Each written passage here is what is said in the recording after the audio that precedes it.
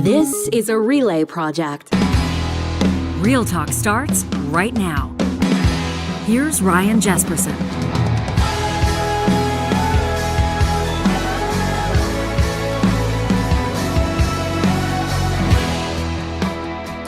I'm sure you've been there before. You've got a theory on something. Something occurs to you. You're drawing a link between 2 or 3 or 4 things, and you're telling your friends or your family about it, and they're looking at you like you're absolutely nuts. And then evidence surfaces, and you go, see? See?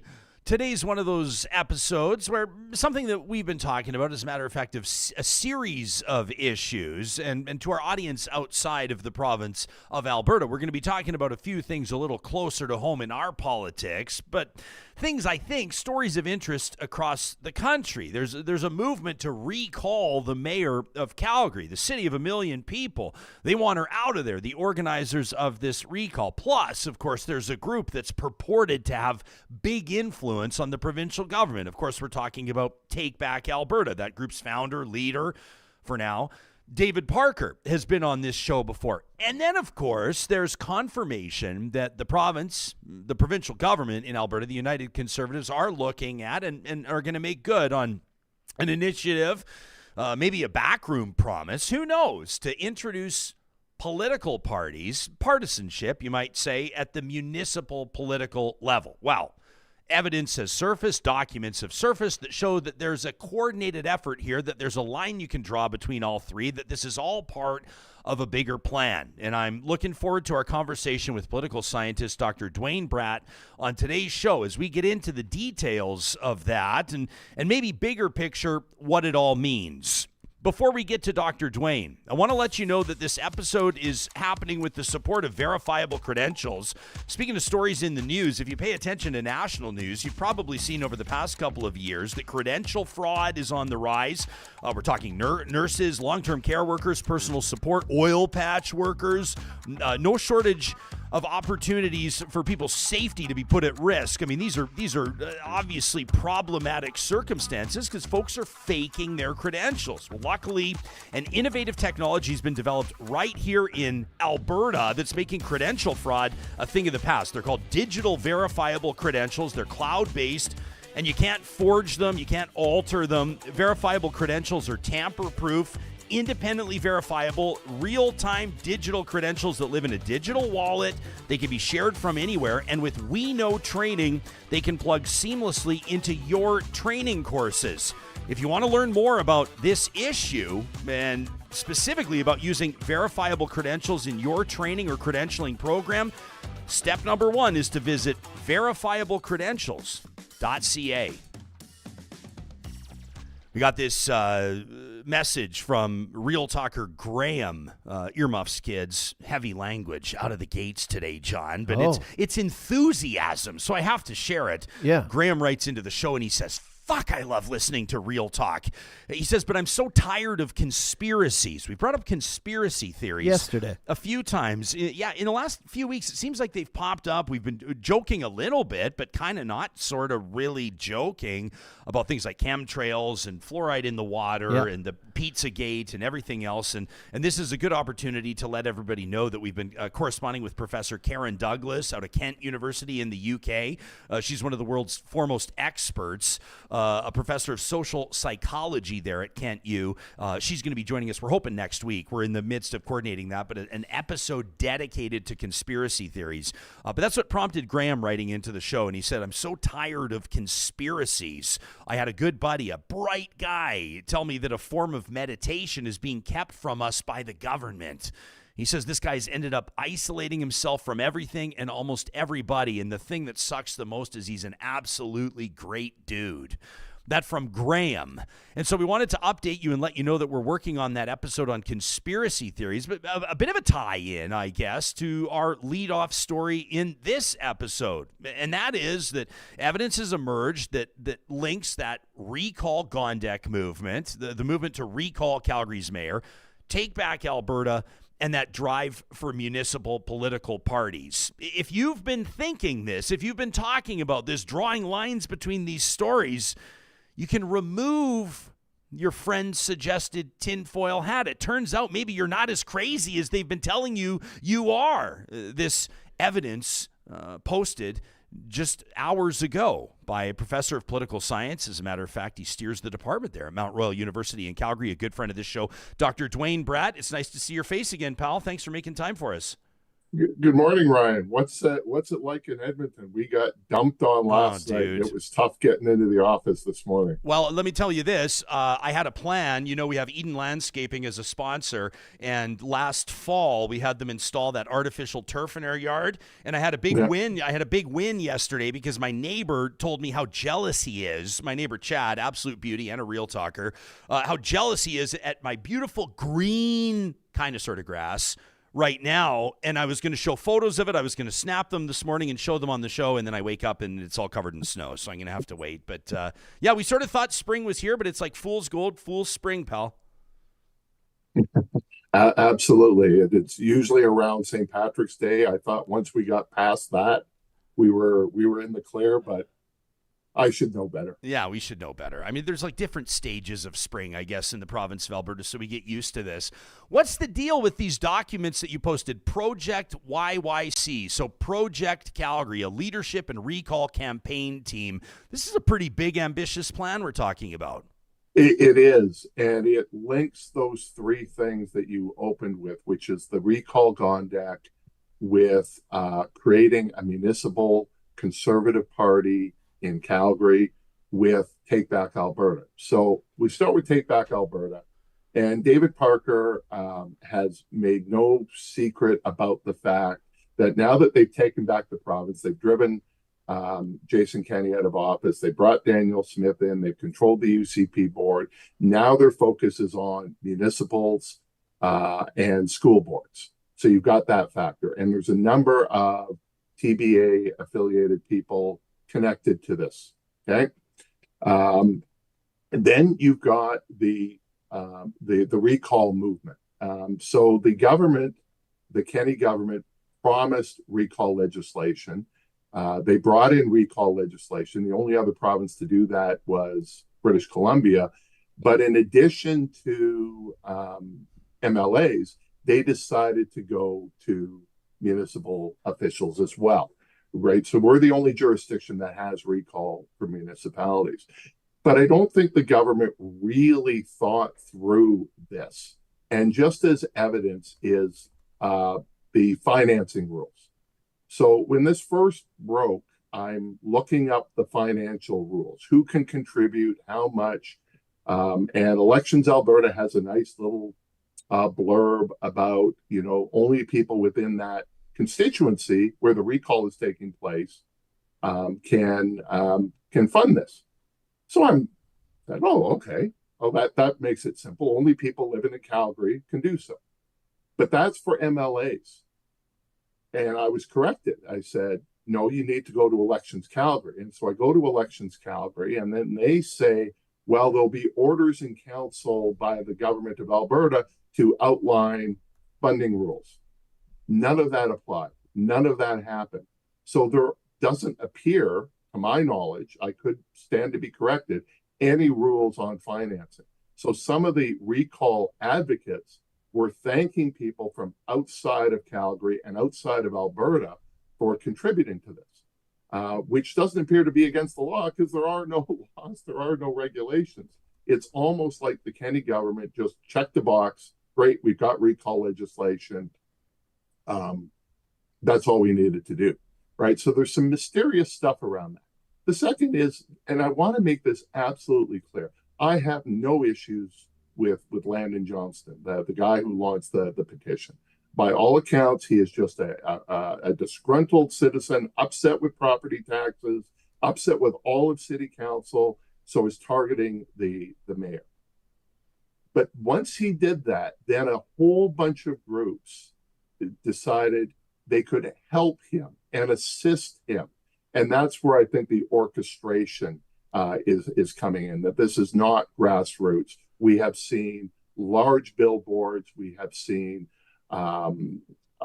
volunteers or non-volunteers, paid staff, right across the city. This takes money. This takes organizational heft. This is not coming out of Landon and his friends. This is a whole bunch of people who were previously mobilized. Now they're directing this. It is unlikely that they will reach the threshold of, I think it's about 519,000. It's more than signatures. Unlikely. It's impossible. Yeah. But that's not the point here. And then that's when it gets to the other part. And that is about preparing for municipal parties in Calgary and Edmonton. That what they're doing is creating a database of information from people who think they're signing a petition to get rid of the mayor, but are giving this information to a group that is now going to use this to mobilize a political party. So this is a data mining exercise, which is why they're providing the help. Now, even if they don't get 519, even if they don't get 400, if you get 100,000 or 150,000 or even 75,000 signatures, that's a pretty strong rebuke to the mayor. I think it is incredibly damaging to the mayor that the recall, if they reach a number like that. But it's that second point about the data mining. And there I see the three connections, because we can have a legitimate debate about the pros and cons of party systems in municipalities. Yeah, we don't have it here. Most places don't, but we have it in Vancouver. We have it in Montreal. Now, those are different electoral systems, but still, they run municipal parties. They're not connected to the federal or provincial parties. We also have party systems and municipal politics in the United States. So we have lots of evidence where we can compare the systems, and you can have a reasonable policy debate about what is best for Alberta. But that's not what's driving this. And the Premier has made no bones about this. She's made it explicit that the purpose is to elect Conservatives in Calgary and Edmonton, that somehow they're upset that Edmonton and Calgary Council tend to lean progressive, and it doesn't matter who the mayor is, and that the only way to do this is not with slates, because they've tried slates before, but actually putting the party label on the ballot. And so this would be like changing the rules of the game to benefit one team, not to benefit the game, but to benefit one team. And that's the problem that I have with this. And that's why it's all connected, that this is a group of Conservatives who are upset with the progressive mayor, with some cause, I might add, but using this information to prepare for the municipal election in 2025 by getting information to promote a Conservative party that they can put on the ballot. I need to ask, how much time do I have you for? Because I have a million new questions. When do you have to go? I have class at 11:30. At 11:30? Oh, boy. I should have lied to you. Buckle up, Bratt. Here we go, because I've got a million things to ask you about. So number one, let's circle back to this idea of political parties at municipal levels, because my understanding, and you need to school me on this because I'm not up to speed, but my understanding was, like in Vancouver, for example, that they ran slates, but they weren't like actual parties. Like it wasn't like a council candidate in the city of Vancouver was running for the BC Liberals, was it? Like, no, they have different names. Totally different names. Okay, but in this circumstance, so we don't know exactly what it would look like in Alberta. No, and the Premier has said, and Rick McIver has said as well, the Municipal Affairs Minister, that they would not be affiliated with provincial parties. Now, we already know that there are councillors who are affiliated with one party. Of course. Or another. But what you don't, and the other issue in Vancouver is they don't have a ward system, right? So it's a simple ballot. It's whoever gets the most votes, right? Yeah, the most votes. So this helps the voter understand who to vote for. One of the benefits of a party system is it gets rid of the incumbent advantage, name recognition, because then you could use the short form of the party to base your vote. Think about it in a provincial election. How many times are you voting for your local candidate? How many times are you voting for the leader of that party? And how many times are you voting for the party label? So it simplifies things. It makes it on common ground. It doesn't mean that they can't violate a campaign promise because believe it or not, Ryan, we have violated campaign promises at the federal and provincial level with parties. I know you're stunned on that. Candidates don't keep promises? Yeah. One of the weaknesses of a party system, though, is in this case, Albertans don't want it. They have made it clear. We have done lots of polling on this, and it is overwhelmingly in opposition, because that's one of the criticisms they have about provincial systems. The key to a party at a provincial level is party discipline, right? You vote against the party leader has the ability of punishing you, removing you from cabinet, kicking you out of caucus, what have you. Who's the party leader? It's not the mayor. The mayor only has one vote on council. And so how do you enforce party discipline? The other problem is you get some rigidity. Yes, we know there are leanings of councillors. And yeah, we know on some votes it's going to be 8-7, and we can say in advance who the 8 are, who the 7 are. But there's lots of other votes where it's 12-3 or 13-2 or 10-5, and those coalitions move around. How often do you see a vote in the legislature where you see some, but not all, UCP members voting with the NDP, or some, but not all, NDP members voting with the UCP? You don't. So would we then end up with rigid politics at the municipal level that replicates what we see federally and provincially? So these are some of the issues, but we can have a reasonable, as I said, debate about that. My bigger concern is that this is explicitly about how to get conservatives. And I've heard the line that somehow Nenshi and Gondek and Sohi didn't portray themselves as progressives until they became mayor.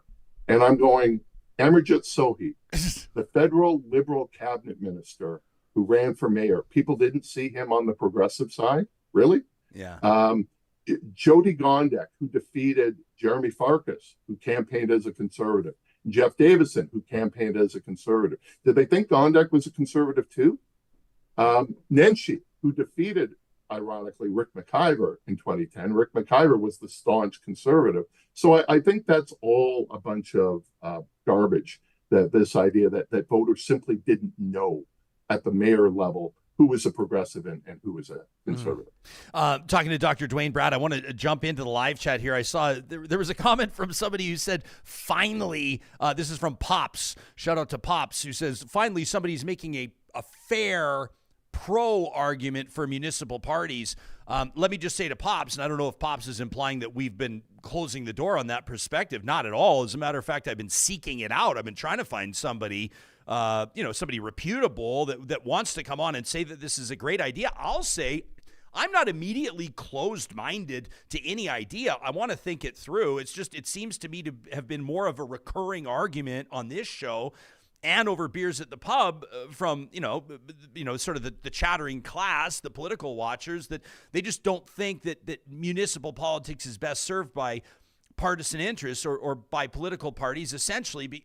And what's interesting as well, Duane, what you're talking about Vancouver's system, I kind of like the idea on one hand where they have, I like the idea where they have, the people getting the most votes getting all the seats, but you also have to think that people then aren't looking out for specific districts or specific ridings, and you probably want to have somebody. And that's a problem as well. Huge problem. So you want to have somebody representing a riding. That's tied into the ward system.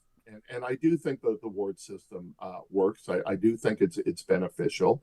You often have councillors who are really despised across the city, but are absolutely loved by their own people. And that's why they keep getting reelected. Yeah, there are problems with municipal politics. I think incumbents have huge advantages that you don't see in a party system. And I think a party system would help to deal with that. But I think there's also some challenges with the party, as I meant, around rigidity, as it related around discipline. Just look at the way council is arranged, right? They're in a horseshoe, right? The idea is that they're working together collaborative. Look at how they're assembled in the legislature, where they're on opposite sides, where it's adversarial. Do we want an adversarial system to deal with garbage delivery? to determine where a new rec center should be. I personally don't think so, but I think there are arguments in favor of a party system that would help the voters and remove some of that incumbent advantage. And it would also, while there's a lot of focus on the mayor, maybe people don't have a real idea around the people running for council, and a party system would help them do that. Yeah. Yeah, I mean, I participate in elections. I don't typically talk about who I voted for, but I will tell you this. The person that I voted for in my ward for Edmonton City Council came on good recommendation, had a hell of a CV, and then she's made supported a couple of things early in the mandate where I was like, what the? And I can tell you that Edmonton is going to see, I mean, this is my prognostication, but I think Edmonton is going to see huge turnover next municipal election. I think that there is some prime opportunity right now for a reasonable slate, which is being organized in Edmonton right now, and obviously in Calgary as well, to come in and make a big dent at City Hall. Yeah, well, we've had slates before. Slates have run before. Daniel Smith, for example, when she was a school trustee, was elected as part of a slate. So it's not the existence of slates; it's putting that on the ballot, and I think that is the key difference here, and that's what separates, I think, a party system from just a loose coalition of ideological friends. And we did have turnover, over 50% turnover in Calgary in the last election. There was large turnover in Edmonton in 2021. I think some of that was due to the after effects of COVID, and some of the councillors who had to operate during COVID just decided to leave, or riled up anger, or what have you. But I expect, again, in 2025, that there will be bigger changes. There is not a happy mood in either city towards council right now. No, and just wait till people get a bigger idea. And you know me, like, I'm not like a low taxes, no services guy. I'm like a pretty pragmatic, reasonable guy. But I will say that even, the most progressive people are going to have some sticker shock when they see what the property tax situation is going to look like in the next couple of years. Now, that doesn't, to be fair, that shouldn't 100% fall on the cities. A big part of that needs to be flipping that script around and looking at the province and funding and the relationship. Well, and how many voters are aware of the fact that the province takes part of that property tax? Yeah, I mean, the ones that listen to this show know, but not everybody. Yeah.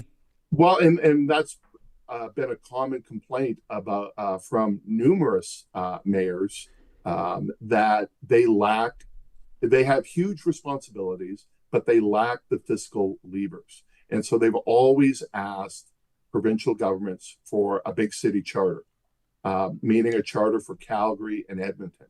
And successive governments, and not just conservative governments, but NDP governments as well, don't want to do that. They say, yeah, we can have a city charter.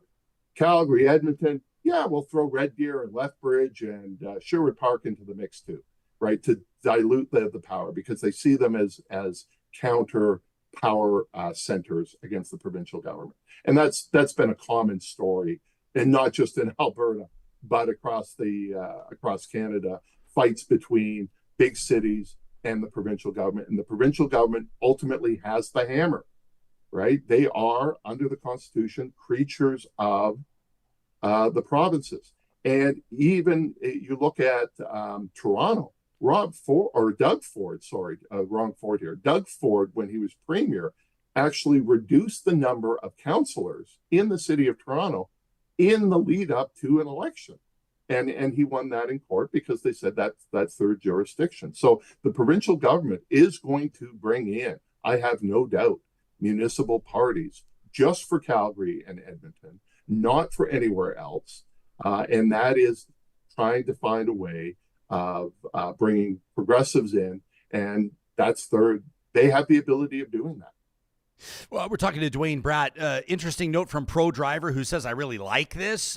Says, I think that candidates need to have an L, an N, or a C. I'm assuming that Pro Driver means Liberal New Democrat or Conservative, beside their name on the ballot, says they know that Canadians are easily duped and they have been gaming them. Pro-driver says, I think it's great. I don't think people are like duping and gaming voters, but I can understand. Like the average person, let's be honest, like, real talk here, Duane, is like there's people, I would say, like, a quarter, maybe a half of this audience, the people that you hang out with and, have your coffees with, they like understand the ins and outs of everything and they're paying attention to policies. And if you say something like C68 or C11, they know exactly what government bill you're talking about. But like the majority of people don't. And that's fine. No, absolutely. They have lots going on, right? So. And here, to be fair, here's one of the other benefits of parties is they help increase voter turnout. We know at the municipal level, it's the lowest voter turnout amongst federal, provincial, and municipal politics. And in fact, if there's not an open mayor's race, that percentage drops even more. And so one of the things that parties can do is help to bring out the vote. Now, how are these parties going to operate? Are you going to be allowed more than one conservative party? Can you have the Edmonton United Party and the Edmonton Conservative Party? Or is there going to be some rules that no, there's only one choice? Okay. And we don't know. Yeah. Because we haven't seen the rules yet. Haven't seen the rules. We know what the goal is, but we don't know what the rules are. Yeah, you better believe, though, that people on both sides of this, whether you're leaning left or right, and I'm really kind of dumbing it down here, but they're bracing for it. They're preparing for it. I know that on the small C conservative side of it, they're certainly preparing for it in Edmonton, have been for more than a year now. Same deal down in Calgary. I found that you and I are you look like you want to say something right now. No. I'm okay. just listening. I was going to say that you and I have been paying attention to this, and we're really kind of digging into this political parties at the municipal level, which is fine. This is what happens when you tell us you don't have class for another 2.5 hours. But we need to bring this story back to the bigger picture as well, which is this big coordinated effort and ultimately the implications of that. We're talking to Dr. Duane Bratt. More on that in just a second. So this is something that we're not seeing in Edmonton, but we're seeing in Calgary, where yes, there is mobilization and there were already meetings about how to run a party system in 2025. Then the recall came. And this provided them with a golden opportunity of getting voter information, less than 2 years away from an election. And like nothing and that's illegal. Where the linkage is. Even though they're not necessarily being upfront about it, they're not necessarily saying, hey, how do you feel about a conservative option on the next ballot? They're not if I understand correctly, not collecting funds surreptitiously. They're not bold-faced lying to anybody. And my guess is that 85 to 90% of the people that are signing this petition would be more than happy to receive information. I mean, you can say that the information is being collected under dubious circumstances, but it's just so we're clear, it's not illegal. I mean, you can't get this many volunteers out who don't know what the end game is. The question is this the point of a recall? The Kenney government, when they brought this in, the pledge was this holds people accountable in between elections. That's the argument. That's the reason for recall.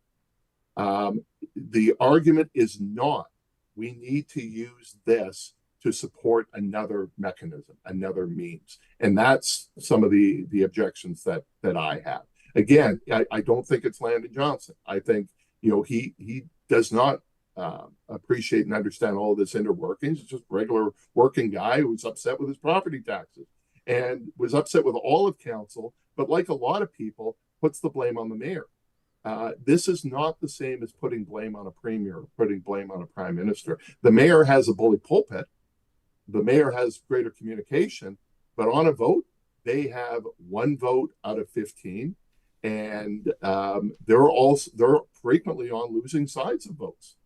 And because they don't have that party discipline. Now, some of them are better at negotiating behind the scenes, but that's not the same, right? But they are the symbol, and that's why they're gone after. Yeah. Talking to Dr. Duane Bratt, interesting. By the way, I'll let you know that former Calgary Councillor mayoral candidate Jeremy Farkas is live in the YouTube chat right now, which is great to see, and pretty much whatever he puts in there perspective-wise, we'll put in front of you, because obviously that's an informed opinion if you ever have one.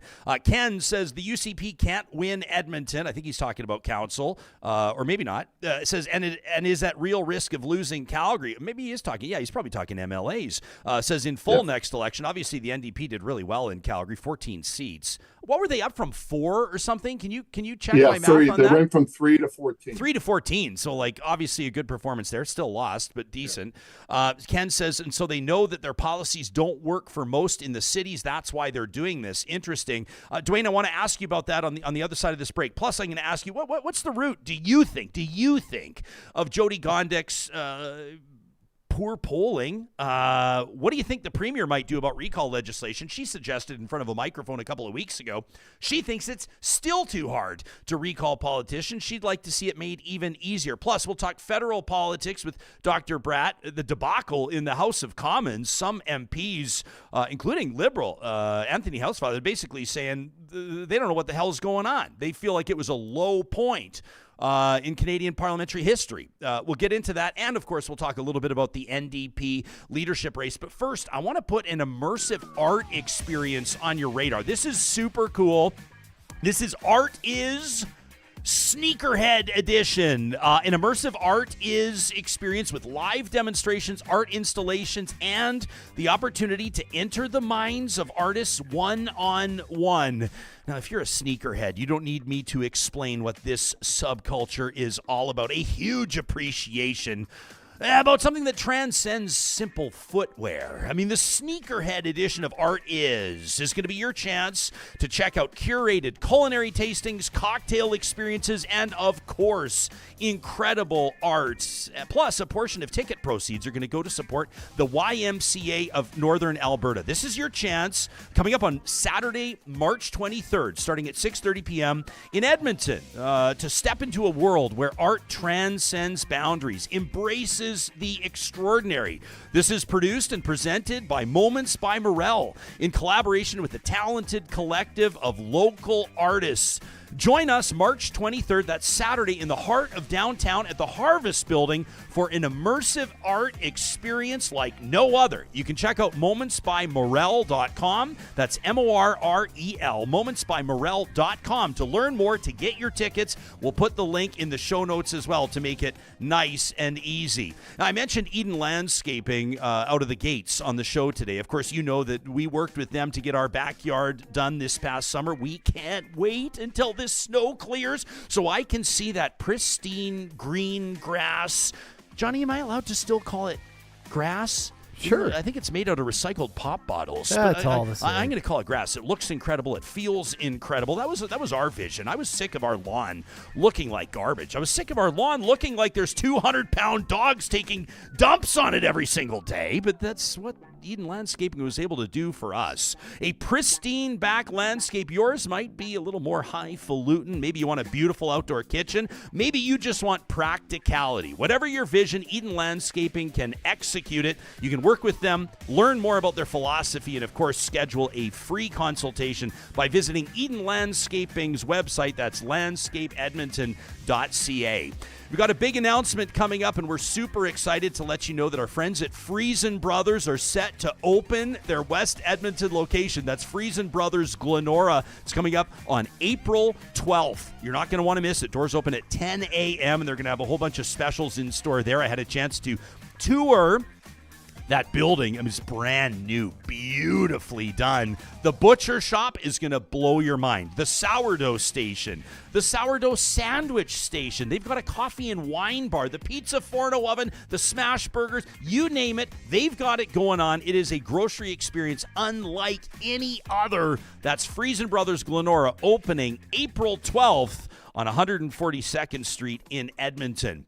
Our friends at Kubi Renewable Energy want you to know that they're hiring right now, and you might be looking at this and going, yeah, but I'm not an electrician, I'm not an installer, I'm not up on roofs all the time. Doesn't matter. They've got career positions open for people that work in sales, office management, HR, and then, of course, they're installers as well. This is the team that's out there on skyscrapers, houses, farms, warehouses, cabins, cottages, you name it. Kubi Renewable Energy is providing solar energy solutions to power Western Canadians' lives. The career link is open right now at kubienergy.ca. Take a look and help them grow clean energy in Canada. Hanging out with Dr. Duane Bratt, political scientist out of Mount Royal University. Duane, to briefly revisit the story of that Recall Gondek motion, and obviously it's one that's captured a lot of attention because it's somewhat of an unusual circumstance for people to be trying to recall elected mayors midterm. But the premier... Well, it's unprecedented in Canadian history. Right. I mean, we've had some small towns in Alberta, but we're talking the mayor of the fourth largest city in the country. Yeah, no kidding. We haven't had this before because no other province has recall legislation for municipal politicians. So the premier of Alberta, Danielle Smith, asked about this. Obviously, it was her predecessor, Jason Kenney, that introduced it. And I think to much fanfare, people sort of thought it was a move made with great swagger to say that we're going to hold politicians even more accountable by providing an opportunity for citizens to recall their elected representatives if they don't deliver. But once people started getting into the nitty gritty, they scoffed and said, well, this is a joke. You'd never be able to meet that threshold. That's essentially what Alberta's premier said a short time ago. She said that the message she's been getting is it's too difficult to recall them. It should maybe be even easier. Now, of course, politicians are talking about their own job security here. Could you see a politician introducing legislation making it even easier for them to lose their own job? Well, and this is the challenge with recall legislation. How do you set the rules that make it feasible to do, but not that you're having these constant battles? So that's why they create red zones. You can't do it immediately after an election or in the lead up to an election. This is why you can only do one petition. But setting the threshold and the timeline to gather signatures, that's a difficult thing to balance, to make it where there really is an opportunity of doing so versus where there isn't. So and this is the problem with one size fits all, is voter turnout in a town of 500 people is different than the voter turnout of 1.4 million. And the ease of trying to gather signatures of 40% of the population in a town of 500 is different than 1.4 million. So there are issues there, but that's the challenge with recall. When you look at at a provincial level, there are other mechanisms. Like this recall was really designed for really egregious personal behavior as opposed to a policy difference. The rules aren't there, but that's because at a provincial level, there are mechanisms, removing someone from caucus, for example, forcing them to sit as an independent, things like that. But you don't have that ability at a municipal level. And so they applied some of the same principles to both municipal and provincial without fully thinking through some of the implications. So is it too hard? Absolutely, it's too hard. Should they make it easier? Probably. But how do you do that? And obviously, you can't do it in the middle of a recall petition. But could they say it's 40% of those who voted in the last election, as opposed to 40% of the population?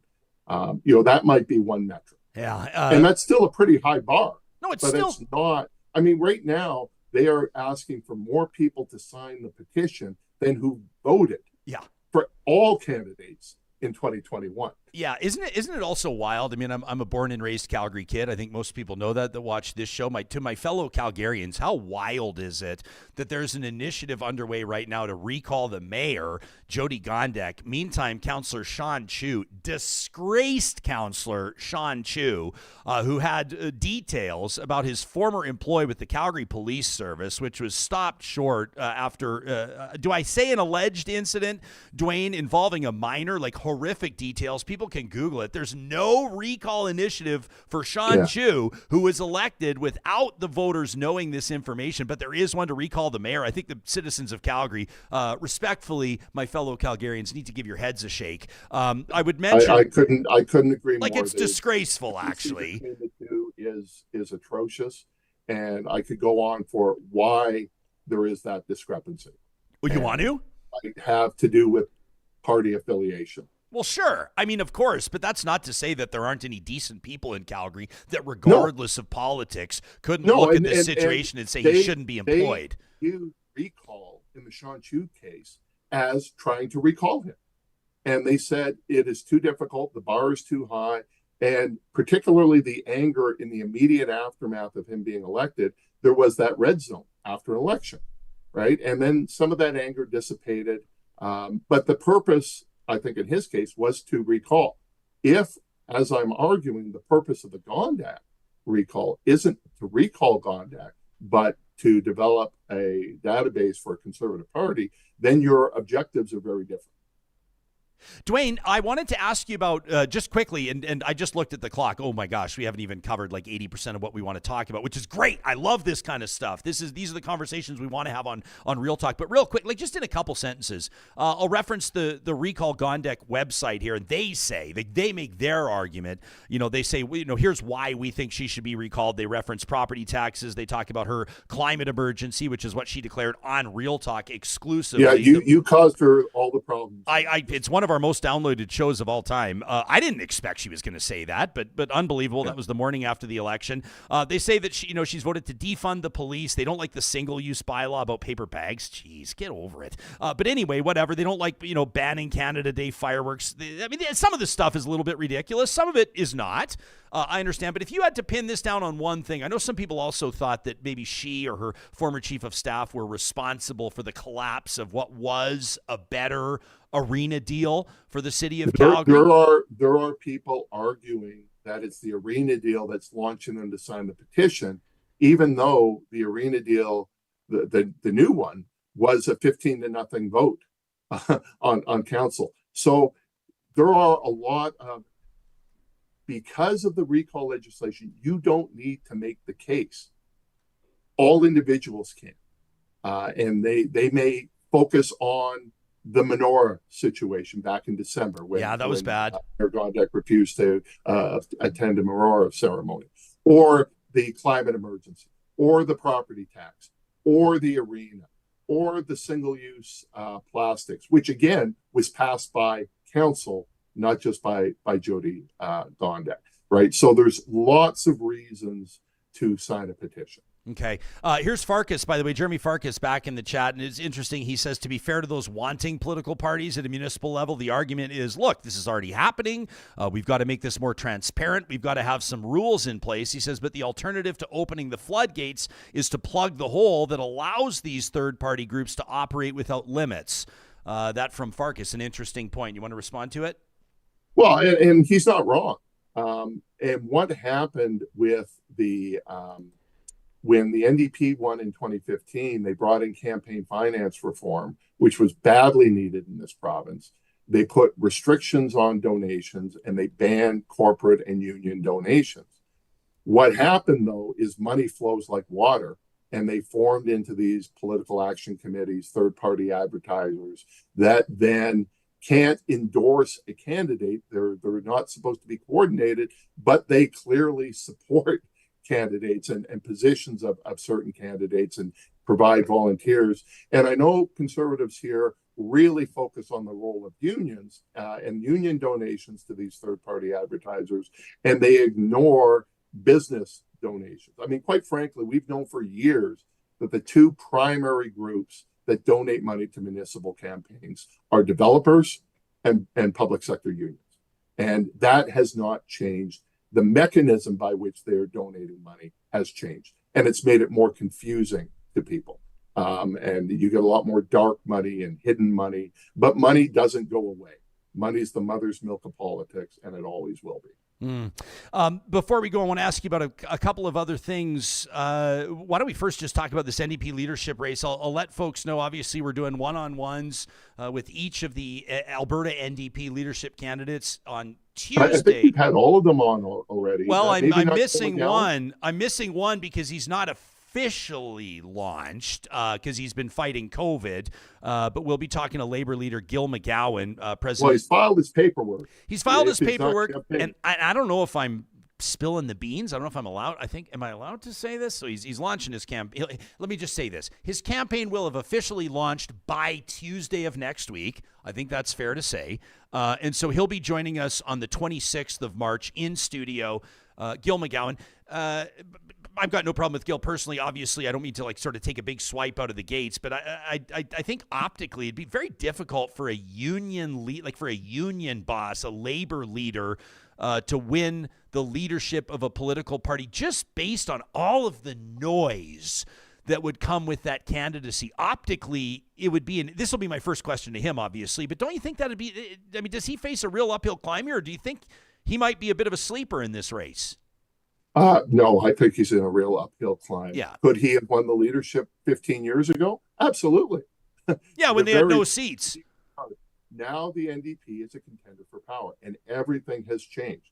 So would they have chosen a labor union leader in 2010 or 2011? Absolutely, they would have. But the dynamics of the party system in Alberta have completely shifted.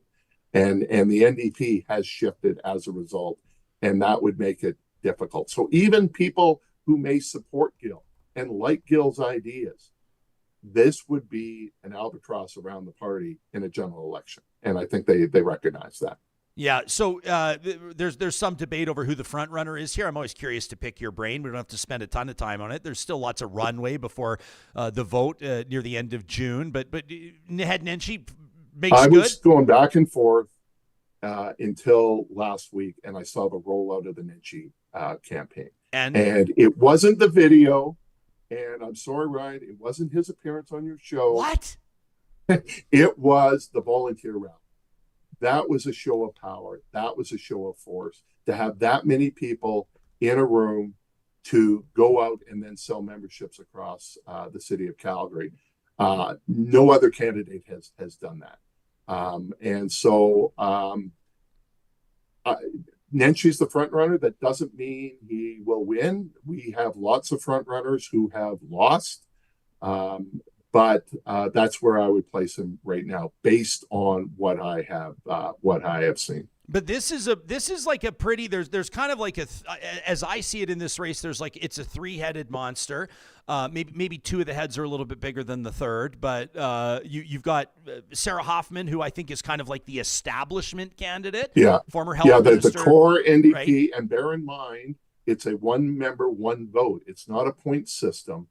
And most NDP members, at least before the membership sales, were in the city of Edmonton and knew Sarah Hoffman very well. Yeah. So, yeah, I would definitely put her there. So you've got Hoffman as the establishment candidate. Then you've got Raki Pancholi as kind of this, I don't want to call her like an up-and-comer. She's an experienced MLA. She's a lawyer. She's got a ton of respect in the corporate world. And she's extremely marketable, very articulate, very well-spoken. I'm impressed by Raki Pancholi. But she's got to convince existing party members that she's a better candidate than Hoffman, who people perceive to have kind of paid her dues. And then you've got Nenshi coming in, who a lot of people, our friends at the Discourse, Erica Brudy's, Cheryl Oates, are pointing out that Nenshi's never had any association whatsoever, other than maybe a friendly relationship, but never any official association with the NDP. Is he even an NDPer? Yeah. If this was the Liberal Party, no one would care about that. But this is the NDP party, and your roots and your loyalty do matter. So Nenshi's path, though, is to sell memberships, and that's why I talked about his show of power. I look at Raki Pancholi, and there's a lot to like about her. She is charismatic. She is smart. She is articulate. She is a future leader of the party, whether that is in a couple months or in a couple years. I think her path to victory is the number two. In a ranked ballot, do the Hoffman people put her as two? And do the Nenshi people put her as two? I think her campaign was hurt when Nenshi came in. I think Ganley's campaign has been really damaged by Nancy coming in. She would have been much better as the Calgary candidate. She had a good team around her, but Nancy has just sideswiped her. Yeah. And so I wouldn't, if I was to do my ranking, right, it is, Nenshi, Hoffman, Pancholi. But in a ranked ballot, let's see what happens. And it's all going to come around selling memberships. Yeah, you get if you get Calahoo, Stonehouse, and Ganley who drop out and endorse Hoffman, then, obviously it makes it a little bit more interesting. You may have a steady Eddie Stelmach scenario where he comes right up the middle past the perceived front runners. But before we so appreciate your time, Duane, before we let you go, I want to ask you about two federal political stories. Number one, April 1st, kind of weird how it's timed with April Fool's Day. It's the start of the new fiscal year. Yeah, I know, No but it's just, even I see it in the Globe and Mail. They're saying on April Fool's Day, the carbon tax will increase, but you've got a prime minister right now who's wallowing, obviously, the polling is not friendly. He's losing what appears to be like all the Canadian premiers on the carbon tax, regardless of their party affiliation, including in the Maritimes. Even Liberal premier says they're not down with it. Where do you see this story going? There's a lot of pressure on the prime minister. Sorry, Ryan. It's still going to go up on April 1st. He's not going to blink on this. The premiers are united. The exception is Manitoba with Wab Canoe, and Quebec and BC, where they have their own provincial program, so it doesn't take into effect. But the premiers are divided about what they want. So some, like Scott Moe and Daniel Smith, simply want it scrapped. They've never liked it. They want it gone. The Atlantic premiers, it's like cost of living, affordability. Maybe now's not the time to do that. But what is interesting about all the premiers is they're talking about cost of living, and they're talking about ways that the federal government can reduce its taxes, not the way that the provinces can reduce their taxes for that same purpose of affordability. So on April 1st, you're going to be double hit. You're going to get the 4% or 4 cent a liter carbon tax hit, and the gas tax is going up, the provincial gas tax of another 4 cents. So you're going to get a double whammy. My guess is, because of the framing, people aren't going to say, well, half of it is the federal, half of it is the provincial. No, it's all going to be that damn Trudeau has caused an 8 cent jump in the carbon tax. But I don't know how it survives. It has survived multiple elections, federally and provincially. But there is more anger towards it now than there has been in the past. I think because of affordability, because of inflation, because of interest rates, and the carbon tax is also higher now than it was when it was introduced back in 2018. And so, Poilievre has made no bones about scrapping the tax. So I think it's on its deathbed in the next election. The question then becomes, what do they replace it with? Do they toughen up industry taxes? Because people don't want to pay taxes, but they're perfectly happy if someone else pays more taxes. Sure. Like business and industry. Is there tougher regulation? Both of those things would have an impact on consumers, but it would be an indirect tax, not a direct Okay, tax. but let me ask you a question at street level, like how normal people talk. It is also a possibility, is it not? Correct me if I'm wrong. I mean, I know that there's accords, the Kyoto Accord, or people might look at this, but then there's a lot of cynics around that as well, and people will point to other nations that haven't recognized their commitments. In theory, Canada could just say, well, we're not going to do much about it at all, right? I mean, there'd be some pressure. Absolutely. But you could just say, what are you replacing it with? Absolutely nothing. Let her buck, get her done. That could be Canada's position, right? Yeah. Oh, yeah. They could very well be Canada's position. I don't think it's Canadians' position, but we're also very hypocritical. We want to do something about climate as long as it doesn't cost us anything. And so the approach might be the Harper government's approach, which was climate's important. We need to do something about climate. We're going to do something about climate. Sure enough, we're going to do it and then not do anything.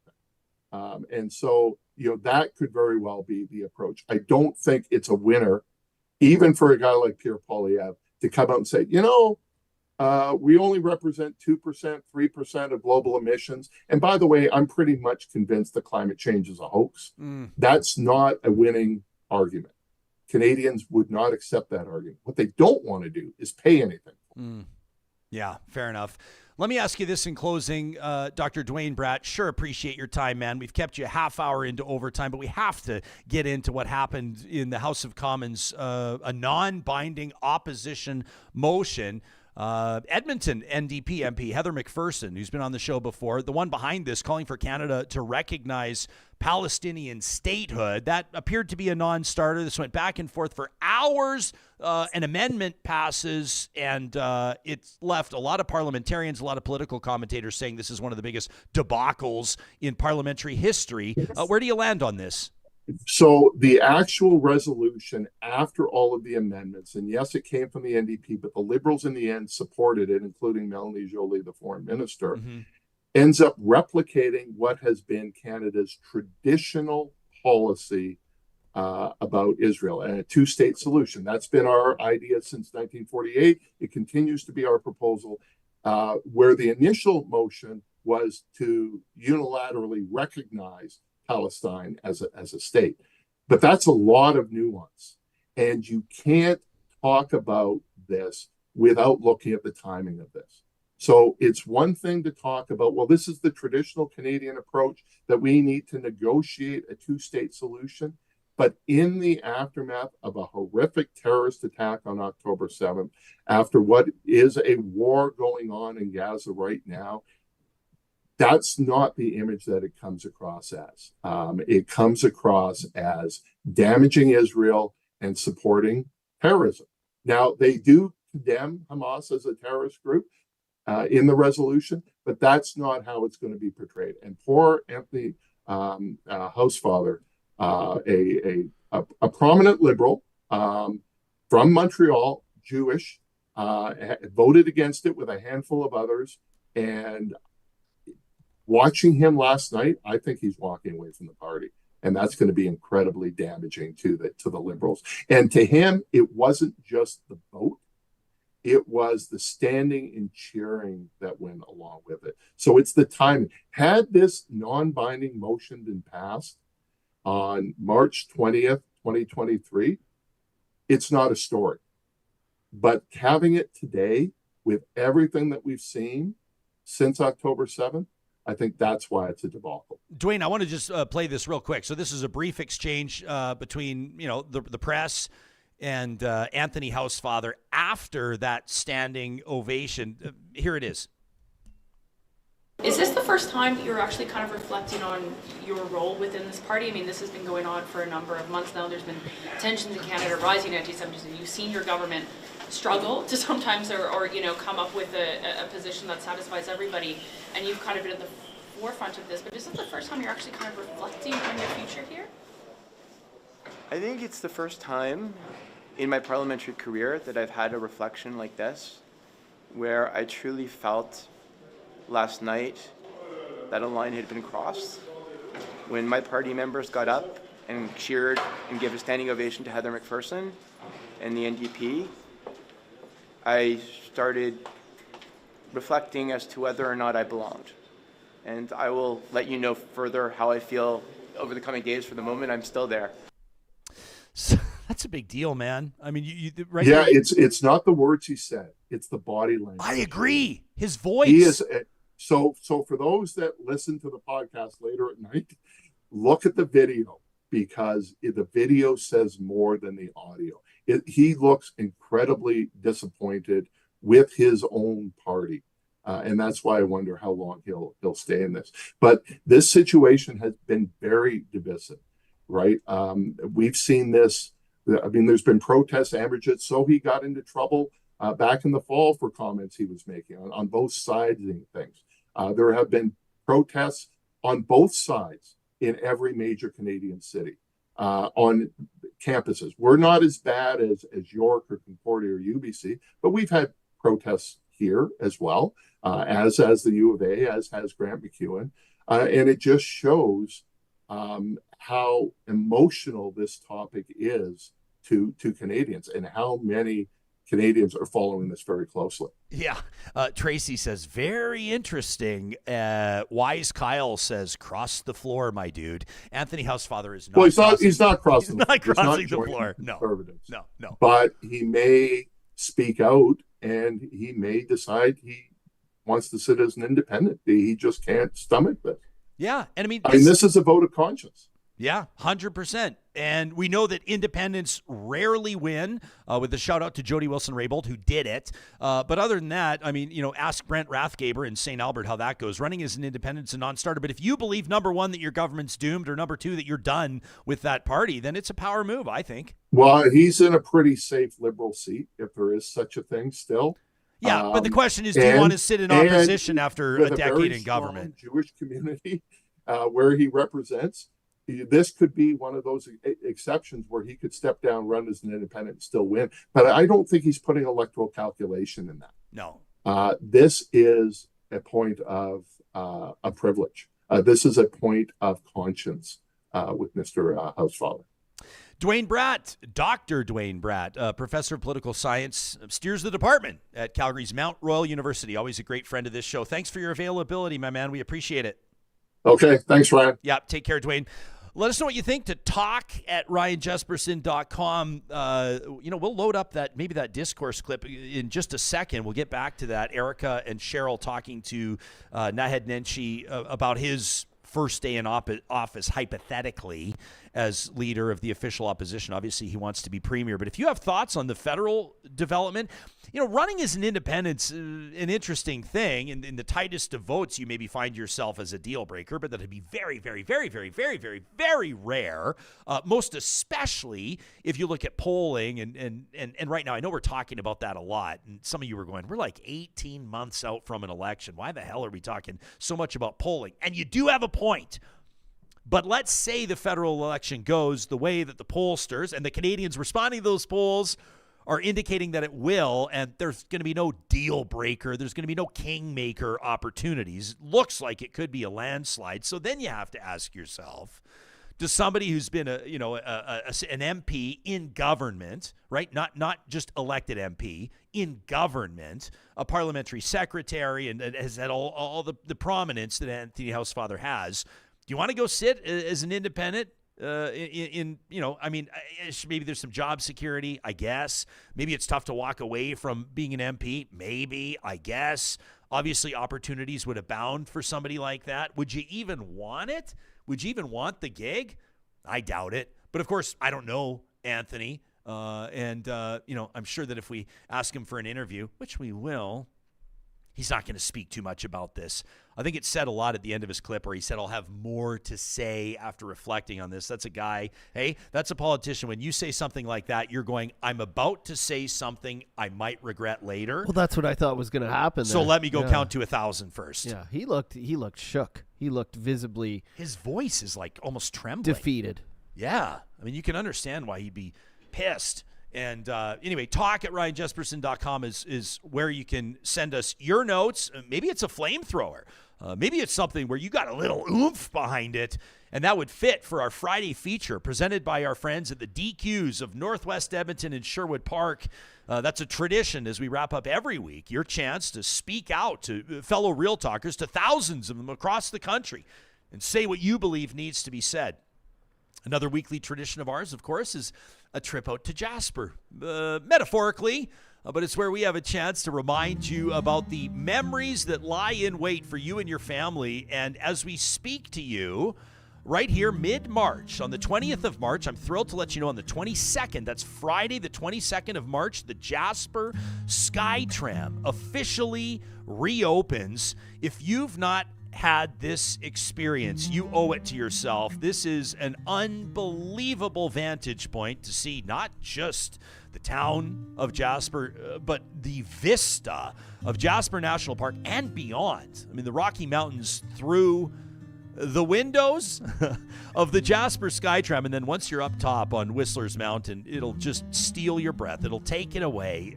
This The SkyTram makes it so easy to quickly gain a jaw-dropping bird's eye view of the national park, but there's more to do at the top of Whistler's Mountain than just stand there. You can snowshoe this time of year since the alpine snowpack melts a little bit slower than in the valleys. Spring visitors can explore the summit using snowshoes that you can rent from the Upper Station retail store, which is great. They got a little bookstore in there. I love it as well. From the Upper Station, it's about a kilometer and a half, a trail that leads to the summit. It's a beautiful walk. And of course, weather up there is a little bit unpredictable, so make sure you bring layers and definitely stay on the path. You're also going to want to make sure that you leave some time to check out the Summit restaurant. I personally recommend the soup. They serve breakfast, lunch, and dinner. They've also got a full bar. So if you're riding the SkyTram up and down, why not treat yourself to a couple cocktails, a nice cold beer, glass of wine, with a hearty side of panoramic views. It's about a 7-minute flight up on the SkyTram there. Your guide through it all will explain some of the various aspects of the tram. It's educational. It's super cool regardless of age. Little kids will love it. Seniors will love it. And everybody in between.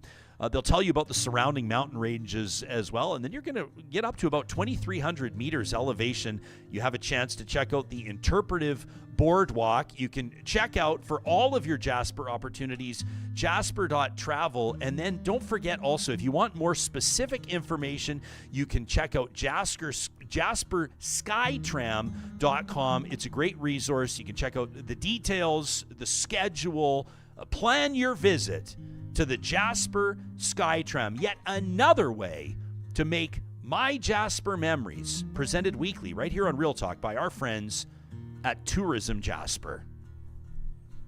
Love this from Kimberly, who says, what an excellent conversation. It's always great to hear from Duane Bratt. I think we might need to send Duane either gift cards or maybe buy him a beer next time he's in Edmonton, because we kept him about 40 minutes longer than we asked for. But that's sometimes these things got to be hashed out. I loved that yesterday with Andrea Heinz, who joined us, talking about her book, which I still have here with me, as a matter of fact, When Men Buy Sex, Who Really Pays? What a powerful conversation yesterday. Andrea herself sold sex for 7 years. She owned a brothel, a legal brothel in Edmonton, but what a really remarkable life journey. Found her way out of that, and now an author, obviously a filmmaker. She's testified before parliamentary committees talking about Canada's prostitution laws, and she describes herself as an activist against sexual exploitation. But that conversation yesterday went more than an hour. If you're interested, if that's something that maybe you haven't even really spent much time thinking about, Canada's prostitution laws, I'll be honest, I went into that conversation and maybe even emerged out of it still thinking about a million different angles, a million different things. She talked about neoliberalism, and she talked about how we're in more of a climate right now, politically, culturally, socially, and otherwise, where more and more things are having restrictions loosened. You look at drug policy. What are a lot of the experts saying when it comes to addressing the opioid crisis? They're saying that we need to make things more safe. We need to make resources like health resources more accessible. And so if you were to parlay or let's say transpose that ideology onto prostitution or the sex trade, you would suggest that restrictions should be loosened, that it should be legalized or decriminalized, that it should be regulated, that it should be taxed, that health and other resources should be provided to people working, licensed workers in the sex trade. Andrea explains to us why she thinks that's the wrong move, why she doesn't even think that they should be called sex workers at all. You can't have that conversation in 4 minutes. You can't have that conversation in 20 minutes, for that matter.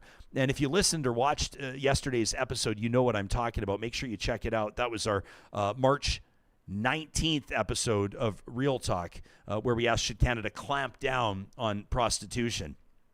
We're also proud to support the work that's being done on one of what's become, amazingly, in its first few months alone, one of Canada's most downloaded political podcasts. That's The Discourse, co-hosted by Cheryl Oates and Erica Barudis. They sat down with former Calgary mayor and obviously a pretty significant entry into the Alberta NDP leadership race, Naheed Nenshi, in their most recent episode, where they asked him, what would be your plan were you to win on day one? And here's what Nenshi told them. Let's say you win the NDP leadership. What do you do on day one? We sit down with the caucus and talk to them about our common goals. We really put out any elephants in the room if there were hurt feelings or things that happened during the race to understand that we are a team and we're going to work together. Rachel Notley and her team and people like Cheryl Oates have worked really hard to build this magnificent house. But if I'm the leader, not only will you always have a place in this home, but we are also going to open the doors so other people have a place in this home. Externally, it would mean building on the speech I would have made the night before, which would have been to all Albertans, telling them about their home in the NDP and helping understand that. But that would be day one. Day one. Day one. There you go. So pretty interesting stuff. Day one. I don't think this isn't a foregone conclusion, though. I love that. I don't care where you land, partisan support or otherwise. It's always interesting to see how leadership races go. You remember, like, the Conservative leadership race? We did the exact same thing. We talked to all of the candidates for the UCP leadership. Obviously, Danielle Smith, Travis Taves, and the rest, Rebecca Schultz. And you remember through that, a lot of people were seeing Travis Taves as the heir apparent, right? He was the incumbent finance minister. He appeared to be. He didn't have the endorsement of Jason Kenney, but he might as well have had it. He had the endorsement and support of a lot of the sitting cabinet ministers and a lot of the MLAs, but the Conservatives. But the way that it works out, that's not the way it went, and it was a nail biter. Like Danielle Smith, she won, but she barely won. Sure, it was tight. And you never know the way they're going to go. So I wouldn't say, like, it's interesting to hear from Nenshi what he'd do day one, but it's not a guarantee he's going to get there. No, but I think in this day and age, as someone who keeps saying this, I'm not a political expert. And I've only started following politics really in the last 5 or 6 years, like, closely. In this day and age, with social media, with everything going on, I think the reason Danielle edged ahead and why Nenshi will probably edge ahead is because you got to be a debater. You got to be that person who throws bombs. Yeah. You have to be articulate when you do it. You have to be quick. You have to be witty. And out of all the candidates I've seen, no disrespect to the ones we've had on, Nenshi is the one who hits the nail on the head with a big hammer every single time. Yeah, we'll see. I think that, and underestimate the others, though, at your own peril, too, right? Because anyone who's going to defeat Danielle is going to have to be very quick, very fast, on their feet. You cannot miss, because you get one clip of her destroying you, and it's over. I'm going to ask that you never say something on the show again. I'm going to ask that you stop saying I'm not a political expert, and do you know why? But you know what I am? I'm the average person. Let me say, I'm the average person. That's the beauty of it, man. I'm the guy who goes to work every day and watches the clips and doesn't watch the whole, I don't watch the Ledge live feed. Like, you're the public. I'm the normal, average, everyday guy who is 85 to 90% of the people voting. Right? That's beautiful. That's such an important resource to have. And I mean, we talk about our live chat a lot, and we know that the bigger audience, obviously, you can extrapolate some trends and you can't on others, but we look at this audience, and some of our live tuning audience is like experts that they know, like, the subsections of this, and they're familiar with all the ins and outs. And then others of you are just here because you're like, hey, I heard you guys were talking about this day, and I'm pretty sure that this matters to me in my life, and I'm here to get some good information. And for me, that's like, when we say real talk, what is it? This is how people talk around the kitchen table. This is how people talk with their friends. This is like, I want to say dumbing politics down, but we want to make news, politics, and pop culture accessible so that the average person with a lot on their plate and a lot competing for their attention can understand it. Yeah, and I will say this to people who now, when I've been on the show for 2 years, I have a bigger understanding of politics. You need to get involved, especially nowadays with everything going on. Like, and then you start to learn, like, looking at that Gondek recall, I look at, like, some of the points there. I'm like, she has no control over that. That is nothing to do with her. That is federal. That is this. When I hear people saying, I can't afford a house, that's why I'm going to vote for Pierre Poilievre. Pierre Poilievre is not going to tell your landlord to lower your rent. He is not, you know what I mean? There's certain things that you need to pay attention to politics for, because you're going to put your vote in the wrong direction, right? Yeah. Interesting point for sure. By the way, Sylvia in the chat says, Johnny, I would argue that you're more informed than the average guy. Well, I have to be. I'm inundated with it every day. You have no choice. You have no choice. Yeah. But let's also say to Sylvia, we'll say the exact same thing about you. Because if you listen to this show, if you watch this show, if you subscribe to the show, thank you for everybody that does. Of course you're more informed than the average person. That's the whole freaking point, and we love you for it. Thanks to everybody that hits like and subscribe, by the way. That goes a huge way when it comes to us growing this show. You control that. You control it by sharing our content. You control it by telling people about these interviews, by something as small as hitting like. Did you know that actually influences the algorithm in a big way? You can help us out in a big way as we continue to grow the footprint of Real Talk. We wanted to announce, on behalf of our friends at Apex Automation, something super exciting. If you're a professional engineer anywhere in Canada right now, or if this show has found you outside of Canadian borders, they have people joining their company. I met a few guys that had just moved here from China a while ago. This is really a global automation firm, but they're doing a lot of work in Western Canada and then down in the Lone Star State of Texas. They're looking for professional engineers regardless of designation, electrical, mechanical, process engineers, and the list goes on. Apex Automation is working in industry across the country, automating it, moving people forward, and their team is, they need to level up. As a matter of fact, they've got more work than they can handle right now, which means that they are literally always hiring. They're always hiring. How cool is that? You can check out apexautomation.ca. The careers link is where you can learn more about how Apex Automation is putting people ahead of profits. Our friends at California Closets want to remind you that if you're looking to get organized, decluttered in 2024, it doesn't have to be some $150,000 install. As a matter of fact, their team does all kinds of projects, including storage solutions for small spaces. Maybe it's a boot room. Maybe it's that bedroom that could be converted into a closet or something more. Heck, maybe it's your garage that could use a total overhaul. California Closets has a team of designers that work outside the ordinary. They can envision things that you would have never dreamed of, and then their installers make it a reality. They can work with your budget, they can work with your timeline, and the free consultation has to be the first step that everybody gets excited about. It doesn't cost you a thing to dream big with the design team at California Closets. You can schedule that consultation today at californiaclosets.ca. And our friends at Complete Care Restoration want to have the name on your radar this spring. They hope that their team never meets you. No offense. They hope they never visit your home. They don't want to be at your business, because if they are, of course, that means that you're dealing with a disaster. It means you've encountered a fire or a flood or asbestos or black mold. But let me tell you this, if that is your gut punch scenario, you can't do any better than calling the team at Complete Care Restoration. We've worked with them. We've seen them restore properties and rebuild peace of mind. They've got professionals. They've got certified technicians that are ready to respond 24/7 across the province of Alberta. If disaster strikes, make sure you visit CompleteCareRestoration.ca. March 22nd is World Water Day. And as we wrap, we wanted to put a couple of things on your radar, let you know that our Real Talk Roundtable, as a matter of fact, it's a Friday tradition here on the show. We're going to go back-to-back jacks. The 21st of March, that's coming up on Thursday. That's tomorrow. If you're listening to this, the day we're doing the show is going to be a World Water Day Roundtable, setting the table for a conversation on water. And then our friends at Alberta Municipalities are back. We're going to talk all things Alberta politics on Friday, March 22nd. We hope to see you then.